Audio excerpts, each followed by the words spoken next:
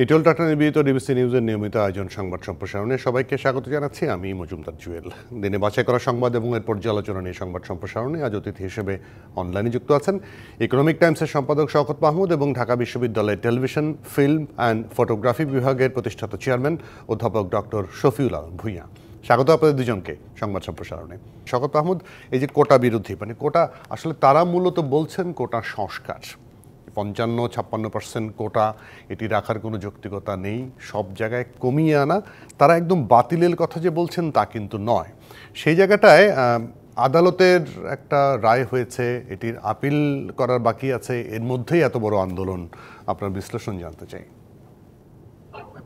দেখুন, এই আন্দোলনটা অত্যন্ত যৌক্তিক আন্দোলন। যখন আগে আন্দোলন করার পরে বাতিল করা হয়েছিল, এই প্রমাণিত হয় যে তখন এই আন্দোলনের যৌক্তিকতা ছিল, এখনো আছে।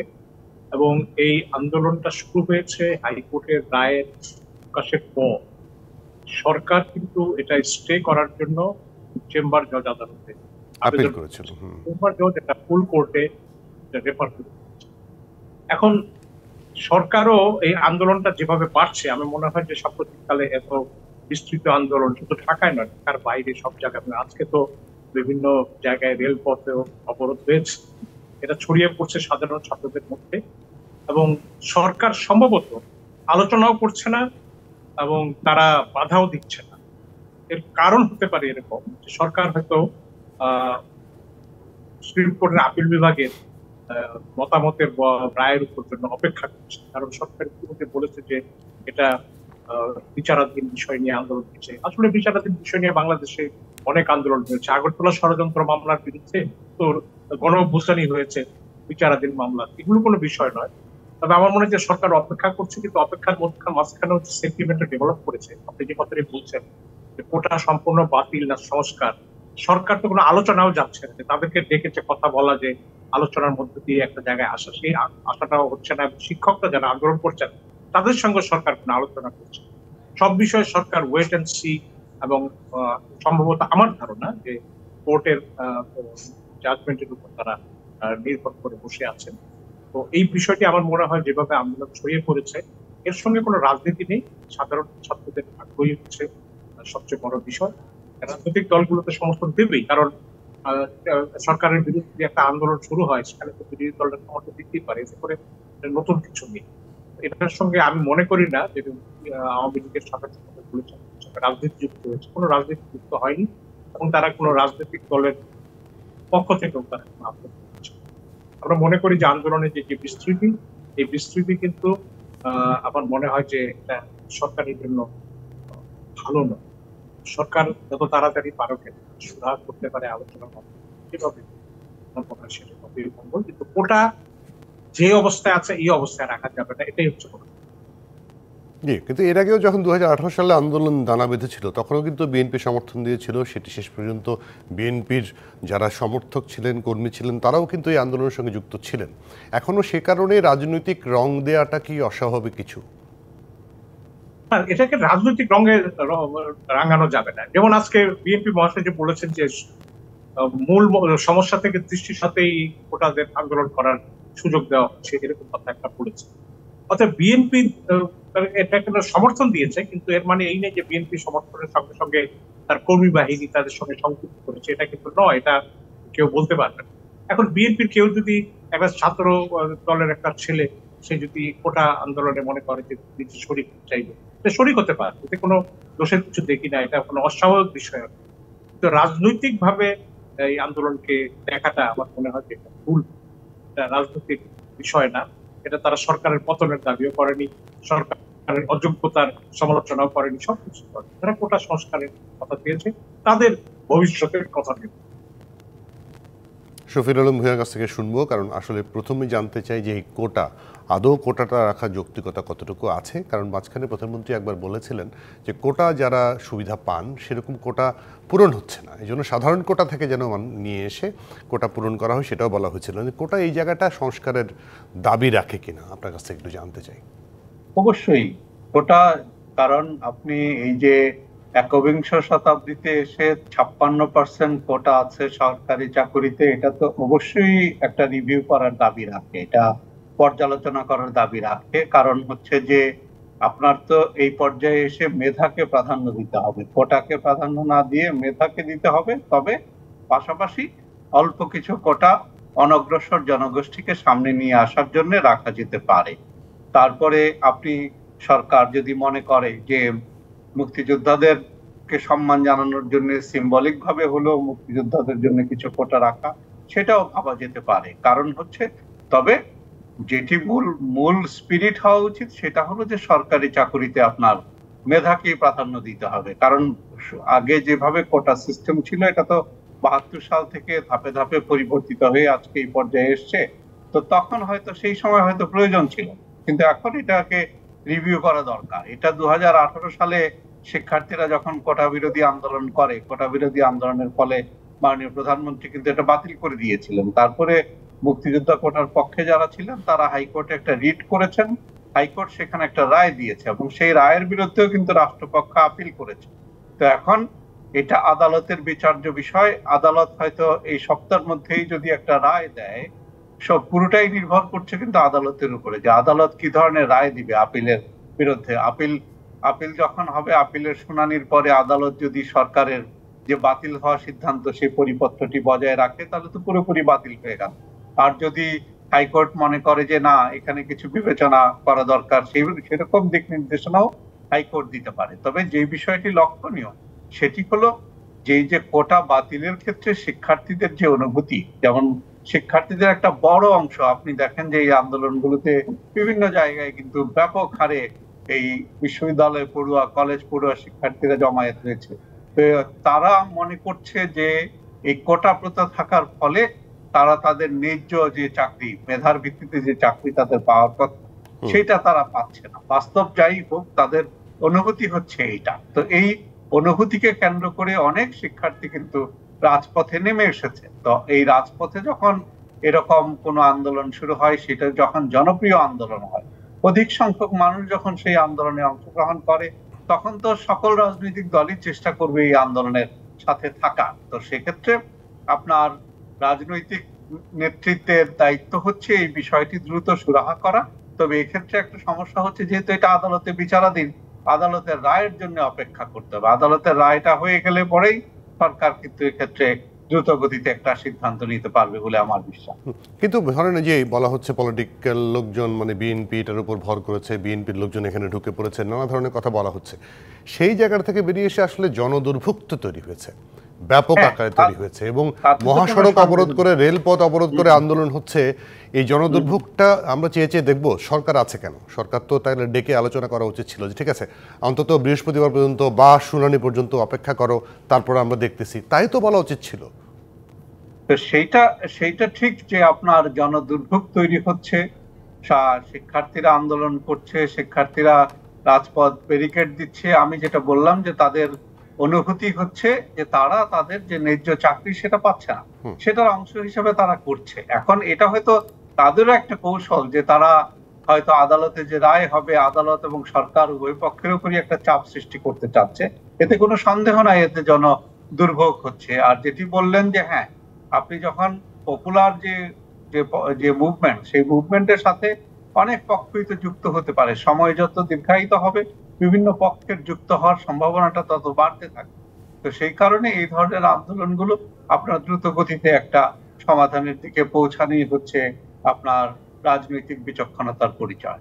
জি, সেক্ষেত্রে এখন আবার এসএসসি পরীক্ষা চলছে, সেখানেও একটা দুর্ভোগের ব্যাপার আছে। এমনিতেই তো ঢাকা শহর সবসময় যানজটে আটকা পড়ে থাকে। শওকত মাহমুদ, সেই জায়গাটায় আলোচনাটা, মানে আপনি যে প্রসঙ্গটা টানছেন বা বিএনপি পক্ষ থেকে বলা হচ্ছে যে ভিন্ন খাতে দৃষ্টি নিক্ষেপ করা, মানে সেটির প্রেডিকশনটা কেন? মানে ভিন্ন খাতে দৃষ্টি নিক্ষেপ করে মানুষকে একটা দুর্ভোগে ফেলা, এটার মানে কাহিনীটা কি একটু যদি আপনার কাছে শুনতে চাই। এটা বিএনপি সম্ভবত বলছে এই কারণে যে দেশে সম্প্রতি ভারতের সঙ্গে যে সমঝোতা স্মারকগুলো শুরু হয়েছে, সেটার ব্যাপারে বিএনপি সেটা দেশের স্বার্থ বিরোধী, এবং একই সঙ্গে দেশের যে উচ্চ মূল্যের যে পণ্য মূল্যের স্বচ্ছতা অবস্থা, মানুষের যে দুর্ভোগ, সেই দুর্ভোগকে দৃষ্টি সরানোর জন্যই এই সমস্যাটা, আন্দোলনটাকে লাগিয়ে তোলা হয়েছে। কথাটি বলতে চেয়েছি, দেশের মূল সমস্যা তো এই কোটার সংস্কার, কোটার থাকাটা তো দেশের মূল সমস্যা, সত্য কথা। কিন্তু এটা একটা সমস্যা এবং এটা আমাদের দেশের তরুণদের জন্য এটা একটা বিশাল বিষয়।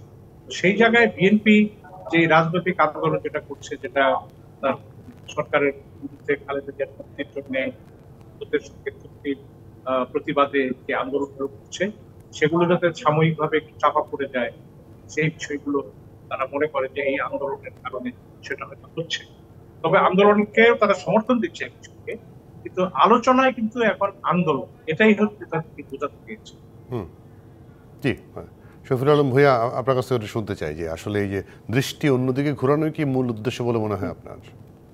দৃষ্টি তাহলে তো যদি বিএনপির কথা ধরে নেই, তাহলে তো ধরে নিতে হবে যে সরকারই হয়তো কোটা আন্দোলন যারা করছে তাদেরকে মাঠে নামিয়েছে। তো এটা কি সম্ভব? এটা কি আপনার মনে হয় যে কোনো সরকার ক্ষমতায় থাকাকালীন সময়ে তাদের বিরুদ্ধে আন্দোলনের জন্য এরকম বিপুল সংখ্যক শিক্ষার্থীকে মাঠে নামিয়ে দেবে? তো এগুলো হচ্ছে অবান্তর। তবে না, ওই যে একটা কথা বলা হচ্ছে যে তাদেরকে বাধা দেওয়া হচ্ছে না, তার মানে হচ্ছে সরকারের ইন্ধন আছে, বিষয়টা এরকম না, তার মানে কি বিএনপি কি চায় যে যে পুলিশ এবং সরকার এই যে তরুণ শিক্ষার্থীদের সাথে সংঘর্ষে জড়িয়ে পড়ুক? তারা কি বিশৃঙ্খলা সৃষ্টি হোক এটা চায়? আর দৃষ্টি সরানোর কথা যেটা বলা হচ্ছে, এই যে ভারতের সাথে সমঝোতা স্মারক নিয়ে যে মিথ্যাচার করা হচ্ছে, বলা হচ্ছে যে বাংলাদেশের বুক চিরে ট্রেন যাবে, আবার অন্যদিকে ভারতের বুক চিরেও তো ট্রেন যাবে, সেই ট্রেন নেপালে যাবে, ভুটানে যাবে। তো সেগুলো নিয়ে আসলে অর্ধ সত্য না বলে পুরো সত্যটা বলা দরকার, যে যেই ট্রেন লাইনের কথা বলা হয়েছে সেটা নিয়ে তো এখনো পুরো চুক্তি হয়নি। তবে সেখানে বাংলাদেশের ট্রেনও কিন্তু ভারতের মধ্য দিয়ে আপনার নেপালে যাবে, ভুটানে যাবে। তো সেটা একটা উইন উইন সিচুয়েশন হবে, কারণ ট্রেন চলাচল যখন হবে বাংলাদেশের মানুষও তো লাভবান হবে। কারণ আপনি ইউরোপের দিকে যদি তাকান, ইউরোপে তো সকল দেশের মধ্যে একটা নিবিড় যোগাযোগ স্থাপিত হয়েছে। তো সেই নিবিড় যোগাযোগের মধ্য দিয়ে ইউরোপের সব দেশের মানুষই তো উপকৃত হচ্ছে। তো আমরাও যদি একটা নিবিড় যোগাযোগের মধ্য দিয়ে এশিয়ান হাইওয়েতে যুক্ত হতে পারি, কারণ এই ট্রেন লাইনের মধ্য দিয়ে তো আমাদের এশিয়ান যে হাইওয়ে সেখানে যুক্ত হওয়ার সম্ভাবনা থাকছে। তো আমাদের কস্ট বেনিফিট অ্যানালিসিস করেই তো সামনের দিকে এগিয়ে যেতে হবে। যেমন বর্তমান সরকার বা প্রধানমন্ত্রী শেখ হাসিনার সরকার কিন্তু বাংলাদেশের স্বার্থকে অক্ষুণ্ণ রেখেই কিন্তু সামনের দিকে এগিয়ে যাচ্ছে। দেখেন, শেখ হাসিনা সরকারের যে পররাষ্ট্রনীতি যেটি হচ্ছে, যে ভারত এবং চীন দুই শক্তির সাথেই কিন্তু শেখ হাসিনা সরকার সমানভাবে সম্পর্ক রেখে বাংলাদেশের স্বার্থ উদ্ধার করার চেষ্টা করছেন, বাংলাদেশের স্বার্থকে সংরক্ষণ করার চেষ্টা করছেন। যে একজন সত্যিকারের জাতীয়তাবাদী নেতার যে দায়িত্ব, যে দেশের স্বার্থকে অক্ষুণ্ণ রাখা, দেশের উন্নয়নকে সামনের দিকে এগিয়ে নিয়ে যাওয়া, বাইরের শক্তিগুলোর সাথে সম্পর্ক রেখে, সেই জায়গাটা আমি এখানে একটু থামিয়ে, কারণ হচ্ছে একটা বিরতি নিয়ে এসে পরের পর্বে আলোচনা করতে হবে, কারণ যেহেতু আপনি আলোচনা নিয়ে এসেছেন, চীন সফরে গেছেন মাননীয় প্রধানমন্ত্রী, সেই জায়গাটা একটু আলোচনা শুরু করবো, একটা বিরতি নিয়ে আসি, দুজনের কাছ থেকে মন্তব্য নেব অবশ্যই। দর্শক, নিটল টাটা নির্বাচিত সংবাদ সম্প্রসারণে একটা বিরতি, সঙ্গে থাকবেন। বিরতির পর আবার স্বাগত। নিটল টাটা নির্বাচিত সংবাদ সম্প্রসারণের সঙ্গে আছেন ইকোনমিক টাইমসের সম্পাদক শওকত মাহমুদ এবং ঢাকা বিশ্ববিদ্যালয়ের টেলিভিশন, ফিল্ম অ্যান্ড ফটোগ্রাফি বিভাগের প্রতিষ্ঠাতা চেয়ারম্যান অধ্যাপক ডক্টর শফিউল আলম ভূঁইয়া।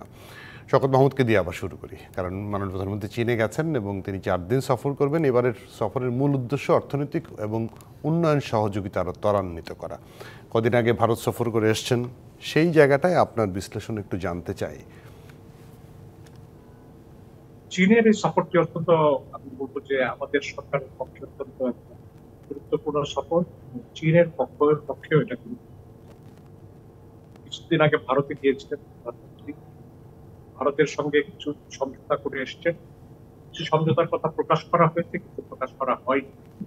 এর অর্থ হচ্ছে যে চীন সফরের পরে হয়তো প্রকাশ করা হবে, এরকম একটা কৌশল কাজ করছে। আমাদের পক্ষ থেকে বলা হচ্ছে যে চীনের সঙ্গে অর্থনৈতিক এবং বাণিজ্যিক সহযোগিতা বৃদ্ধির জন্য, কিন্তু ওবায়দুল কাদের সম্প্রতি সেটা বলেছেন যে ভারত হচ্ছে রাজনৈতিক বন্ধু, চীন হচ্ছে অর্থনৈতিক। অথচ চীনের কমিউনিস্ট পার্টির যে ইন্টারন্যাশনাল বিভাগের যে মন্ত্রী এসেছিলেন, তিনি বলেছেন যে বাংলাদেশের সঙ্গে চীন রাজনৈতিক সম্পর্ক চায়।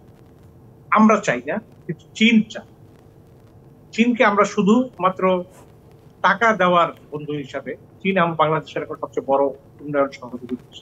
তোমরা শুধু টাকা দেবে, হেল্প করবে, ব্যবসা করে নিয়ে যাবে, এই পর্যন্ত রাজনীতি। এটা বাংলাদেশের অ্যাটিটিউড।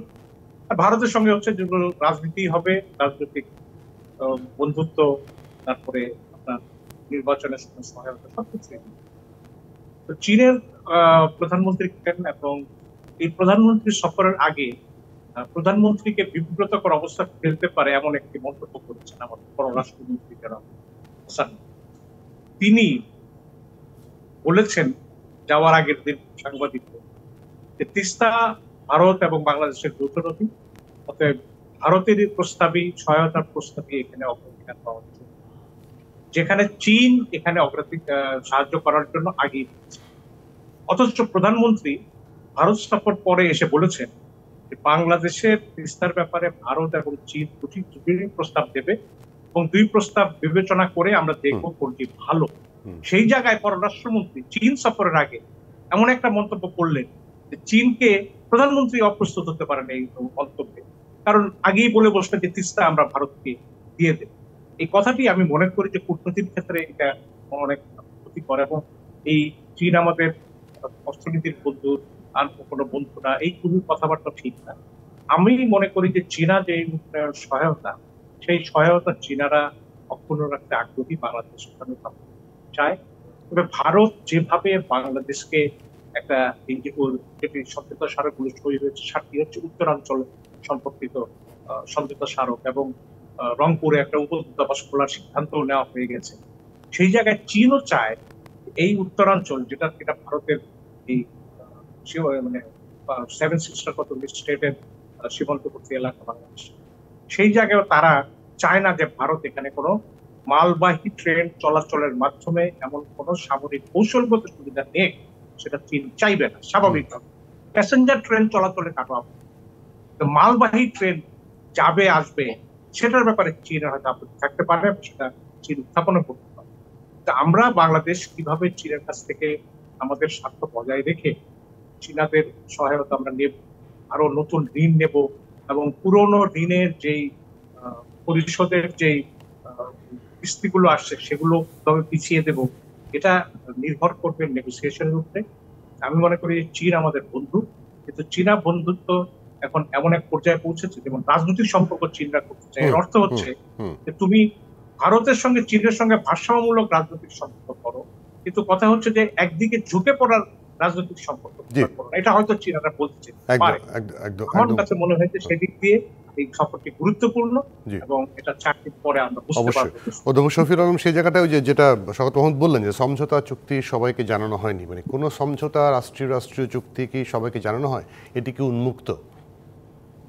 আমার তো জানা নেই কোনটি জানানো হয়নি, কারণ সাধারণত যে সমঝোতা চুক্তিগুলো স্বাক্ষর হয় এগুলো আপনার পররাষ্ট্র মন্ত্রণালয়ের ওয়েবসাইটে থাকে, প্রেস রিলিজ দিয়ে জানানো হয়, অনেকগুলি পাবলিক চুক্তি। এখন কিছু কিছু আমি জানি না কোনটি জানানো হয়নি, তো এটা শওকত ভাই যদি স্পেসিফিক বলেন যে এটি জানানো হয়েছে এটি জানানো হয়নি তাহলে সুবিধা হবে। তো ভারতের সঙ্গে ট্রেন চলাচলের বিষয়টি কিন্তু ঘোষণাই করা হয়নি, খালি বলা হচ্ছে আমাদের এই ধরনের কোনো চুক্তি এখনো হয়নি। ভারত কিন্তু বলে দিয়েছে। শওকত ভাই, এই ধরনের কোনো চুক্তি কিন্তু হয়নি। আপনি ডকুমেন্ট দেন, সমঝোতা স্মারক তো হয়েছে নিশ্চয়ই, তাহলে কেন কথাগুলো যে কারণ সমঝোতা স্মারকের যে বিষয়টি সামনে এসেছে সেটা তো আমরা দেখেছি। ইভেন আমি ভারতীয় ওয়েবসাইটে গিয়েও দেখেছি, সেখানেও কোনো সমঝোতা স্মারক দেখা যায়নি এরকম। আপনি যদি আমাকে ডকুমেন্টটা পাঠাতে পারেন, আমি আপনার কি বলবো যে ঋদ্ধ হব। আপনি আমাকে একটু পাঠিয়ে দিন। সরকারকে অনুরোধ করব আপনার কাছে ডকুমেন্টটা পাঠানোর জন্য, যদি তারা প্রকাশ করে থাকে আমি অবশ্যই অনুরোধ করব। তাহলে আপনি জানলেন কিভাবে? কারণ এটা তো আমি জানলাম ভারতের পররাষ্ট্র সচিবই বলেছেন যে আমাদের মধ্যে সমঝোতা হয়েছে, যে আমাদের ভারতের সম্পর্কের নবযাত্রা হয়েছে। নবযাত্রার মূল কি হচ্ছে যে ভারতের মালবাহী ট্রেন বাংলাদেশের ভেতর দিয়ে এদিক দিয়ে ওদিকে যাবে। এটাকে তারা সরাসরি বলে দিয়েছে, ইন্ডিয়ান মিডিয়াতে প্রকাশিত হচ্ছে। এটা আমাদের ওয়েবসাইটে না দিলেও তো কি হবে? এটা তো সমঝোতার কোথাও নাই, কারণ ভারত যে সমঝোতা চুক্তির যেই ড্রাফটটা ভারত প্রকাশ করেছে সেখানেও কিন্তু নেই। তো আপনি একটা কূটনৈতিক বক্তব্য যেটার কোনো ডকুমেন্ট নেই সেটা ধরেই বলে দিচ্ছেন। হ্যাঁ, আমি সরকারকে অনুরোধ করবো আপনার কাছে ডকুমেন্টটা পাঠানোর। চীন সফর নিয়ে একটু মন্তব্য শুনি শফিউল আলম ভূঁইয়ার কাছ থেকে। যে চীন সফর নিয়ে যেটাই আমি বলছিলাম, যে দেখেন যে বাংলাদেশ বর্তমান সরকার কিন্তু অত্যন্ত একটা ভারসাম্যপূর্ণ কূটনৈতিক সম্পর্ক বজায় রেখেছে ভারত এবং চীনের সাথে। এবং সেই চীন এবং ভারতের মধ্যে যে বৈরী সম্পর্ক আছে, সেই বৈরী সম্পর্ক তাদের মধ্যে আছে, আবার তাদের মধ্যে কিন্তু নিবিড় যোগাযোগ আছে, ব্যবসাও আছে। তো বাংলাদেশ কিন্তু মাননীয় প্রধানমন্ত্রী শেখ হাসিনা এটা বারবারই পরিষ্কার করেছেন যে আমরা কারো বৈরী সম্পর্কের মধ্যে আমরা ঢুকতে চাই না। আমরা আমাদের দেশের যে স্বার্থ, সেই স্বার্থ সংরক্ষণের জন্য যে কাজ করা দরকার সেটা করতে চাই। তো সেক্ষেত্রে ভারতের সাথে যে ধরনের সম্পর্ক রাখা দরকার আমাদের, কারণ ভারত আমাদের প্রতিবেশী, আমাদের ভারতের সাথে সীমান্ত এবং অভিন্ন নদী সহ অনেক ধরনের সহযোগিতা আছে। ভারত থেকে আমরা অনেক জিনিস আমদানি করি, কিছু কিছু জিনিস রপ্তানি করি। পাশাপাশি আমরা যেহেতু একটা উন্নয়নশীল দেশ, আমাদের উন্নয়নের জন্য যে বিনিয়োগ দরকার, অর্থনৈতিক সহযোগিতা দরকার। তো সেক্ষেত্রে আমরা আরেকটা সুপার পাওয়ার, যেটা চীন যে সুপার পাওয়ার হতে যাচ্ছে অর্থনৈতিকভাবে এবং সামরিকভাবে, এই সুপার পাওয়ারের সাথে আমরা সমানভাবে সম্পর্ক বজায় রাখার চেষ্টা করছে সরকার। তবে সেক্ষেত্রে চীনা বিনিয়োগ, তারপরে চীনা অর্থনৈতিক সাহায্য, চীনা কারিগরি সাহায্য, সেগুলো কিন্তু সরকার গ্রহণ করার চেষ্টা করছে। তো এখন ধরেন চীন চেষ্টা করবে তার যে ভূ রাজনৈতিক বলয় সেখানে বাংলাদেশকে সম্পৃক্ত করতে, ভারত চেষ্টা করবে তার ভূ রাজনৈতিক বলয়ে বাংলাদেশকে সম্পৃক্ত করতে, এবং আমেরিকাও চেষ্টা করে তার ভূ রাজনৈতিক বলয়ে বাংলাদেশকে সম্পৃক্ত করতে। তো এটা তো কূটনীতিতে চলবেই। বন্ধুদের মধ্যে আপনারা যখন বন্ধুরা যোগাযোগ করেন, এক বন্ধু তো আরেক বন্ধুকে তার যে বলয়, তার যে প্রভাব বলয় সেটার মধ্যে নিতে চাইবে। তো বাংলাদেশ হিসেব করে দেখবে যে কোন দিকে বাংলাদেশের স্বার্থ নিতে। এটাই কিন্তু বর্তমান প্রধানমন্ত্রী শেখ হাসিনা বারবার নিশ্চিত করেছেন যে যেখানে বাংলাদেশের স্বার্থ সংরক্ষিত হবে সেই জায়গায় মাননীয় প্রধানমন্ত্রী যাবেন। এবং দুটি পরাক্রমশালী অর্থনৈতিক শক্তি, যেমন আপনি যদি ওই যে এশিয়ান সেঞ্চুরি বলেন, যে এশিয়ান সেঞ্চুরি বলা হচ্ছে, সেই এশিয়ান সেঞ্চুরির দুটো লিডিং ফোর্সের একটা হচ্ছে ভারত আর একটা হচ্ছে চায়না।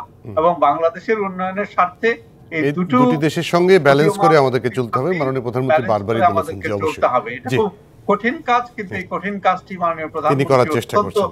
একদম পরিষ্কার। একটা ছোট্ট বিরতি নিয়ে আবারও ফিরবো আপনাদের সঙ্গে, আলোচনা থাকবেন আমাদের সঙ্গে। দর্শক, নিটল ডাটা নির্মিত সংবাদ সম্প্রসারণ আরো একটা বিরতি, সঙ্গে থাকুন। বিরতির পর আবারও স্বাগত। নিটল ডাটা নির্মিত সংবাদ সম্প্রসারণের সঙ্গে আছেন শওকত মাহমুদ এবং অধ্যাপক ডক্টর শফিউল আলম ভূঁইয়া। শওকত মাহমুদ, খালেদা জিয়া আবারও অসুস্থ হয়ে পড়েছেন, তাকে আবারও হাসপাতালে ভর্তি করা হয়েছে। গত বেশ কয়েক বছর ধরে আসলে তিনি অসুস্থ অবস্থাতেই আছেন, আবার পেসমেকার লাগানো হয়েছে। সেখানে ওই যে বাইরে যাওয়ার দাবিটা আরও, আজকেও মির্জা ফখরুল ইসলাম বলেছেন যে বাইরে চিকিৎসাটা নেওয়ার খুব জরুরি, সেটি কোনোভাবেই সরকার রাজি হচ্ছে না।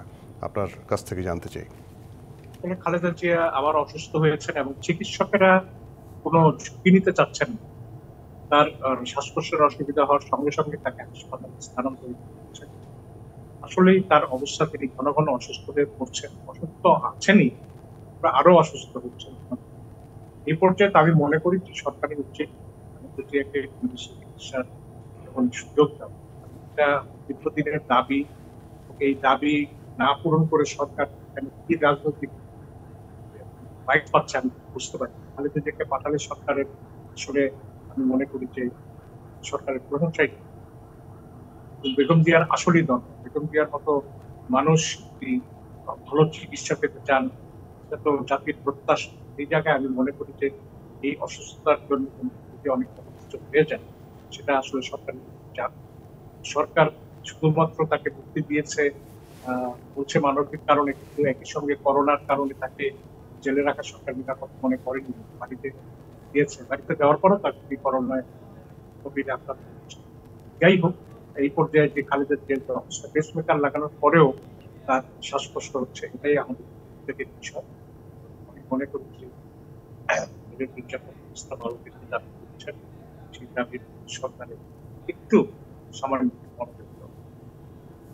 জি, অধ্যাপক শফিকুল আলম ভূঁইয়ার কাছ থেকে আসি, কারণ সেই জায়গাটায় মানে ঠিক আছে, রাজনৈতিক তো অবশ্যই এটার পিছনে কিছুটা রাজনীতিক আছে, কিন্তু আবার সরকার দলের পক্ষ থেকে বলা হয় যে খালেদা জিয়াকে যে মুক্তি দেওয়া হবে, মুক্তি দেওয়ার মতো তো কোনো আন্দোলনই গড়ে তুলতে পারেনি বিএনপি। এটা আন্দোলন করুক, তারপরে দেখা যাবে। এটা আগেও বলেছে, মাঝখানেও বলেছে, এখন আবার এটা কর্মসূচিও চলছে, চলমান প্রক্রিয়া, যে খালেদা জিয়ার মুক্তির দাবিতে বিএনপির কর্মসূচি। সে জায়গাটায় রাজনীতি থেকে বেরিয়ে এসে সাবেক প্রধানমন্ত্রী হিসেবে কোনো সিদ্ধান্ত নেওয়া যায় কিনা? সরকার যদিও একটা সিদ্ধান্ত তো নিয়েছে। দেখেন, এখানে কিন্তু এটা কিন্তু আন্দোলনের বিষয়, হয়তো এটা রাজনৈতিক কারণে বলা হয়। এখানে কিন্তু মূল বিষয় যেটা, সেটা হলো যে বেগম খালেদা জিয়া কিন্তু একটা মামলায় সাজাপ্রাপ্ত। ওনাকে কিন্তু মানবিক কারণে নিজের বাসায় থেকে চিকিৎসা নেওয়ার সুযোগ দিয়েছে সরকার। তো যেহেতু উনি মামলায় সাজাপ্রাপ্ত, সেই রকম অবস্থায় কাউকে বিদেশে যেতে দেয়া যায় কিনা, এটা একটা আইনি বিষয়। তো যেটা বা হচ্ছে যে বাংলাদেশে ওনার চিকিৎসার জন্য যে বিষয়গুলো করা দরকার, সরকার কিন্তু সেই জায়গায় কোনো ধরনের প্রতিবন্ধকতা তৈরি করেনি।